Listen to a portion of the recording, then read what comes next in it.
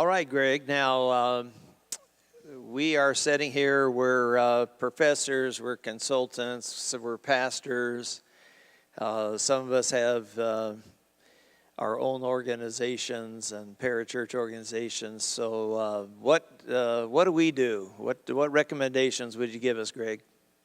There is no magic formula, and one size does not fit all. And I had to learn this the hard way. To let you know about myself, I love the book Simple Church. How many people have read Simple Church? I see hands all over the room.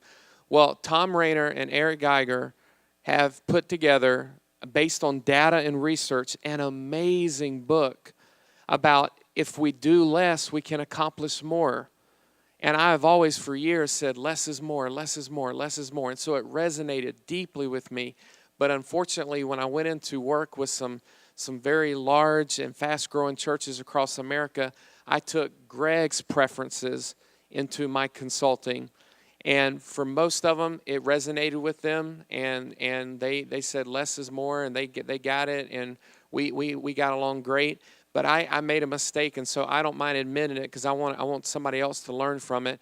I took my personal preference of less is more, and I went to go consult with The Rock in San Diego. How many of you know Miles McPherson? Great man of God. And if you know Miles, his book is called Do Something. Just do something. And he has a vision of having over 200 outreach ministries at his church. They have now well over 100. And that rubbed against my personal preference of less is more. And so we had a little disagreement. But you know what I took away and learned after processing it for a while and taking it to God? He's the pastor. It's his church. That's his vision. Who am I to tell him do less? If he has a vision for doing 200 outreach ministries, and that's the vision God gave them, and they are exploding with growth, and God is using them in amazing ways, who am I to tell him, here's the way I've always done it, here's what I read in a book? That's one size fits all.